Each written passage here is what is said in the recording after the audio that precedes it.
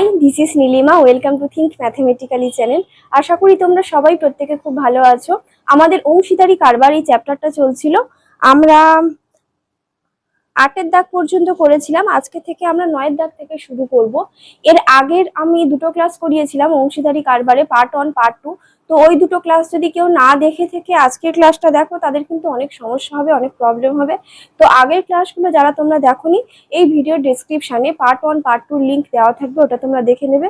এছাড়া ক্লাস 10-এর আমি যতগুলো ক্লাস নিয়েছি সেই ফুল কোর্সেরও লিঙ্কটা এই ভিডিও ডেসক্রিপশনে তোমরা ওটা পেয়ে যাবে। তো সেখান থেকে তোমরা আর যে টপিকগুলো আছে, গোলক ভেদ বা আরো যে টপিকগুলো আমি আগে পড়িয়েছিলাম, যার যেটা প্রয়োজন সেটা তোমরা দেখে নিতে পারবে। ঠিক আছে, তো চলো আজকে 9-এর দাগের অঙ্ক থেকে শুরু করি।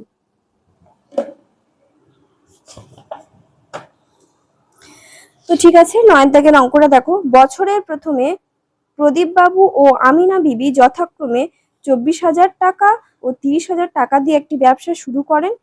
5 মাস পর প্রদীপ বাবু আরো 4,000 টাকা মূলধন দেন। বছরের শেষে 27,716 টাকা লাভ হলে কে কত লভ্যাংশ পান হিসাব করে লিখি। আচ্ছা দেখো, এর আগে আমরা যে অঙ্কগুলো করেছিলাম না, সেগুলো এই যে বছরের শেষেই যে লাভটা হয় মূলধনের অনুপাতে ভাগ করে নিতাম। এরকম মাঝখানে কেউ তুলছে, মাঝখানে কেউ আবার কিছুটা দিচ্ছে, এরকম কিন্তু কখনো হয়নি।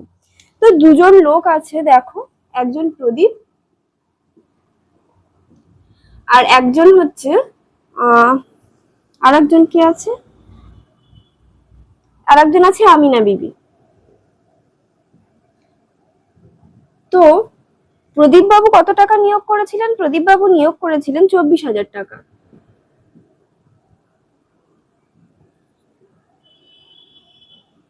আর আমিনা বিবি কত নিয়োগ করেছিলেন?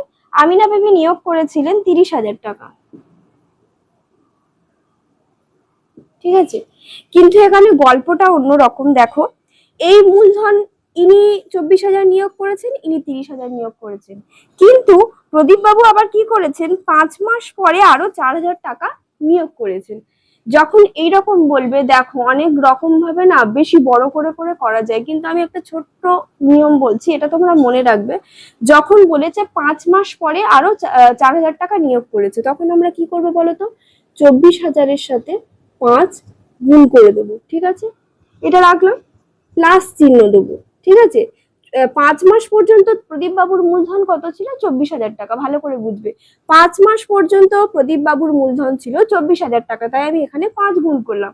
আচ্ছা, 5 মাস পরে প্রদীপ বাবু কত নিয়োগ করেছেন? আরো 4,000 টাকা নিয়োগ করেছেন, মানে এই 24,000-এর সঙ্গে তিনি আরো 4,000 টাকা নিয়োগ করে দিয়েছে। ঠিক আছে, তাহলে এখন এনার মূলধন কত হবে? এখন এনার মূলধন হবে 28,000 টাকা। এবার প্লাস চিহ্ন দিয়ে এখানে 28,000 লিখলাম। ঠিক আছে, আচ্ছা, একটা বছরে 12টা মাস হয়, তার মধ্যে 5টা মাস যদি চলে থাকে, আর কত মাস পড়ে থাকে? 6, 7, 8, 9, 10, 11, 12, 7 মাস ইন্টু 7, এরকম রাখবো। এটাই হবে প্রদীপ বাবুর মূলধন। আর আমিনা বিবির তো 30,000 ছিল, এনার এটাই পরে আসছে। তাহলে দেখো আমি এটা কিভাবে করলাম, প্রদীপ বাবু 24,000 টাকা আর আমিনা বিবি 30,000 টাকা নিয়োগ করেছিলেন একটা বিজনেস করার জন্য। কিন্তু প্রদীপ বাবু একটা ঘটনা ঘটিয়েছেন, কি করেছেন? 5 মাস পরে তিনি আরো 4,000 টাকা নিয়োগ করেছেন। তাই প্রদীপ বাবুর মূলধনটা, অরিজিনাল যে মূলধনটা 12 মাসের জন্য, সেটা বার করার জন্য আমরা কি করব, 24,000-এর সাথে 5 গুণ করব, প্লাস চিহ্ন দেবো। যেহেতু আরো 4,000 টাকা, 24,000-এর সঙ্গে আরো 4,000 টাকা উনি নিয়োগ করেছেন, তাই ওনার মূলধন হয়ে গেছে এখন 28,000 টাকা। এই 28,000 টাকাটা আমরা 12 মাস থেকে 5 মাস বিয়োগ দিলে 7 করে থাকে, তাই 28,000-এর সাথে আমরা 7 গুণ করে দিলাম। ঠিক আছে, আর আমিনা বিবির কি, আমিনা বিবি তোলেও নি খালেও নি, এনার মূলধন এরকমই থাকবে 30,000-এর সঙ্গে 12। তো আমরা কি করব, এরকম ভাবে লিখবো। দেখো অনেক রকম ভাবে ভেঙে ভেঙে স্টেপ বাড়িয়ে বড় করে করা যায়, আমি চাই না ওরকম বড় করে করতে, তাই শর্টকাট নিয়মটা আমি তোমাদের বলে দিলাম। ঠিক আছে, এই যে প্রসেসটা তোমরা মনে রাখবে, এরপরে আরো 7-8টা অঙ্ক এরকম ভাবে তবে তোমরা করতে পারবে। তো আমরা লিখবো 9-এর দাগের অঙ্ক। প্রদীপ বাবু ও আমিনা বিবির এটা আমি মুছে দিচ্ছি, ঠিক আছে। মূলধনের অনুপাত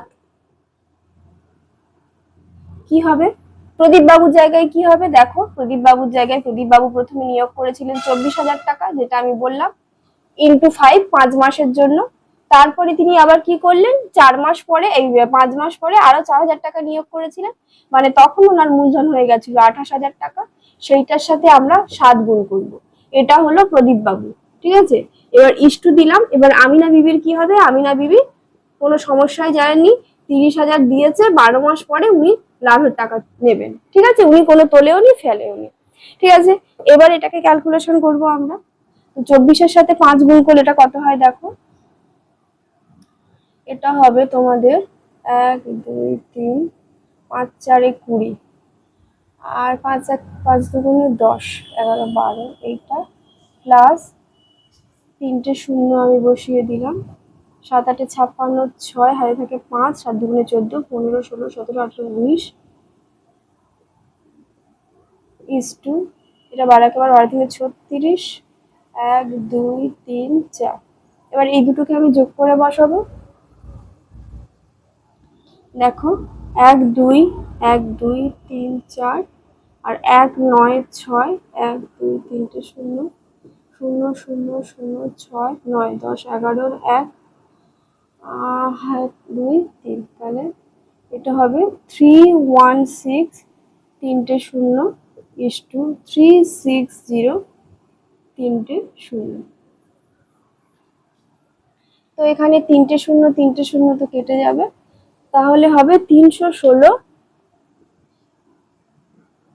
ইস্টু 360। এবার এটাকে আমরা কাটাকাটি করলে, ঠিক আছে, দেখো এবার এটাকে আমরা 4 দিয়ে কাটাকাটি করলে কত হবে, 4 7 28, 29 30 31, 4 9 36, আর 4 9 36 0। এটা আর কাটাকাটি যাবে না, 79:90 এটাই থাকবে। এবারে প্রদীপ বাবু কত লভ্যাংশ হবে সেটা করব। প্রদীপ বাবু পাবেন, প্রদীপ বাবু কত পাবেন? আচ্ছা, মোট লভ্যাংশ আমাদের কত ছিল? 27,716, 27,716 ইন্টু 79। এবার 79-এর সাথে 90 যোগ করলে কত হয়? 9 9 10 11 12 13 14 15 16, 169, ঠিক আছে।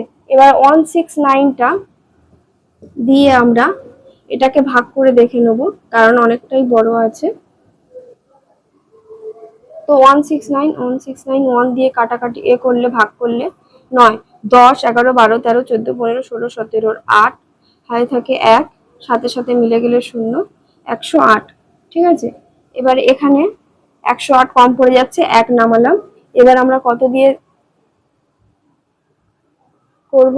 9 9 81, 6 9 54, 9 আচ্ছা হবে না, 5 7 3 9 3 21, 6 3 18, 5 1 5 7 1 7। আচ্ছা, 169 এর সাথে যদি 7 গুণ করি, 7 9 63 3 হাতে থাকে 6, 7 6 42 43 44 45 46 47 48, 8 হাতে থাকে 4, 7 1 7 8 9 10 11, বেশি হয়ে যাচ্ছে। 169 এর সাথে আমি যদি 6 গুণ করি, 6 9 54 4 হাতে থাকে 5, 6 6 36 37 38 39 40 41, 1 হাতে থাকে 4, 6 1 6 7 8 9 10, তাহলে হচ্ছে 1014। তাহলে 169 4-এ 1014, আবার 4 5 6 7 8 9 10 11 7 হাতে থাকে এখানে 2, তার মানে হবে 6 6 7, আর এখানে 6। এবারে কত দিয়ে যাবে? 9 2 18, 3 9 27, 4 9 36। আচ্ছা, 169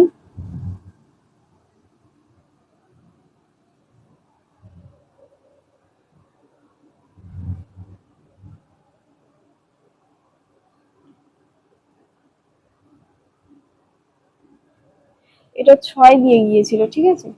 এবার 169 এর সাথে 4 গুণ করলে কত হবে? 4 9 36 আর 6 হাতে থেকে 3, 4 6 24 25 26 27, 7 হাতে থাকে 2, 4 1 4 5 6, তাহলে 4-এ 6 7 6। ঠিক আছে, তাহলে এটা কাটাকাটি করলে কত হবে আমাদের? এটা কাটাকাটি করলে হবে আমাদের 164। 164 এর সাথে আমরা যদি 79 গুণ করি কত হবে? 9 6 54, 4 হাতে থাকে 5, সরি 4 9 36 6 হাতে থাকে 3, 6 9 54, 55 56 57 7 হাতে থাকে 5, 9 1 9 10 11 12 13 14 14।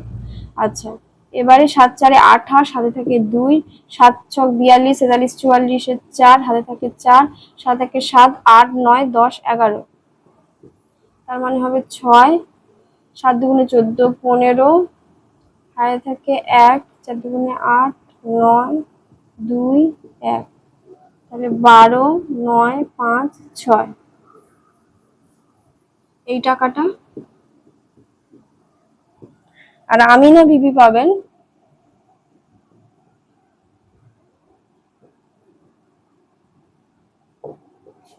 এই অঙ্কগুলো করার সময় না খুব কেয়ারফুল থাকবে, খুব ক্যালকুলেশনে ভুল যায়, আমাদেরই ভুল যায়। 164, এবারে এটার সাথে যদি 90 গুণ করি, এটা আমি মুখে মুখে করে দিচ্ছি, তোমাদের যাদের প্রবলেম আছে গুণ করে দেখে নেবে। 4 9 36 6 হাতে থাকে 3, 6 9 54 55 56 57 7 হাতে থাকে 5, 9 1 9 10 11 12 13 14। এইটা দেখে নাও, সিম্পল অঙ্ক, শুধু ক্যালকুলেশন বেশি। আর এই জায়গাটা একটু জাস্ট বুঝতে হয়েছে, সেটা আমি খুব ভালো করে বুঝিয়ে দিয়েছি, আশা করি তোমাদের বোঝায় আর কোনো প্রবলেম নেই। ঠিক আছে, এবারে 10 দাগের অঙ্কটা দেখো। নিয়ামত চাচা ও করবী দিদি যথাক্রমে 30,000 50,000 টাকা মূলধন নিয়ে যৌথভাবে একটি ব্যবসা আরম্ভ করলেন। 6 মাস পরে নিয়ামত চাচা আরো 40,000 টাকা লগ্নি করলেন, কিন্তু করবী দিদি ব্যক্তিগতভাবে 10,000 টাকা তুলে নিলেন। বছরের শেষে যদি 19,000 টাকা লাভ হয় তাহলে কে কত টাকা পাবেন? এই সেম তোলা ফেলা করেছে এনারা, তো আমরা একবারেই করব। কি আছে? নিয়ামত চাচা ও করবী দিদি, ঠিক আছে। নিয়ামত চাচা ও করবী দিদির মূলধনের অনুপাত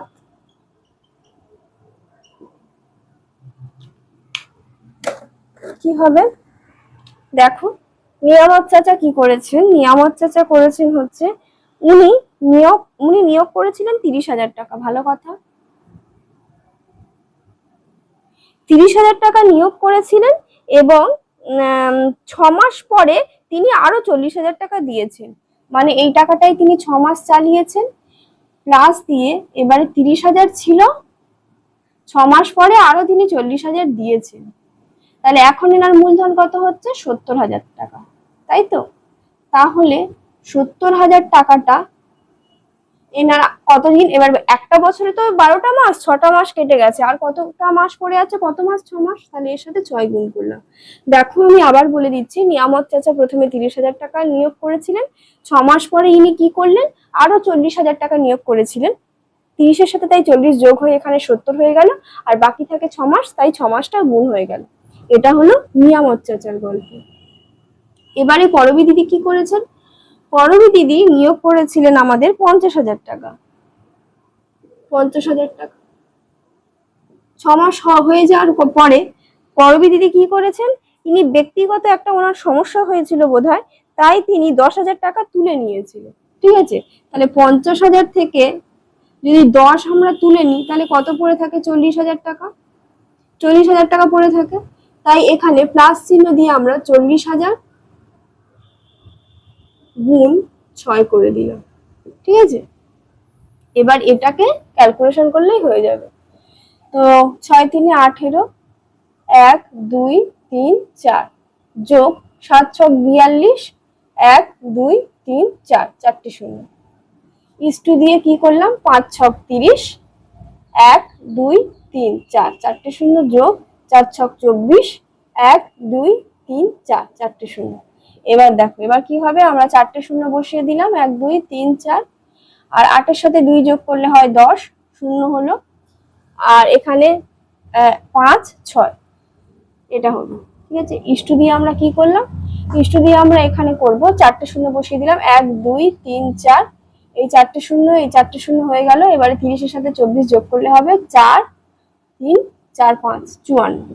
এবার এটাকে আমরা কাটাকাটি করব, এটাকে কাটাকাটি করলে আমাদের কি হবে 60 = 54, তাই তো। এবার এটাকে কাটাকাটি যাবে, 3 দুগুণে 6 আর 3 একে 3 4 5, 3 8 24, এখনো যাবে 2 10 20 আর 2 9 18, তাহলে 10:9 এটা হচ্ছে এদের অনুপাত। এবারে বছরের শেষে নিয়ামত চাচা কত পাবেন,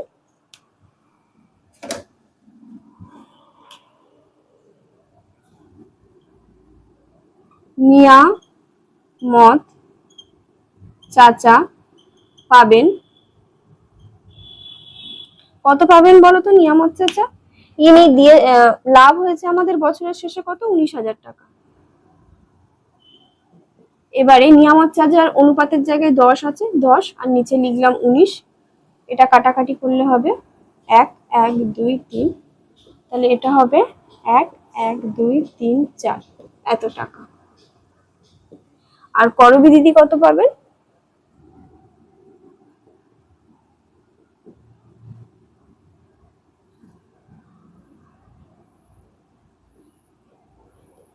$19,000 গুণ 9 বাই, করবী দিদির অনুপাতের জায়গায় 9 বাই আর 9 আছে তাই 9 হলো,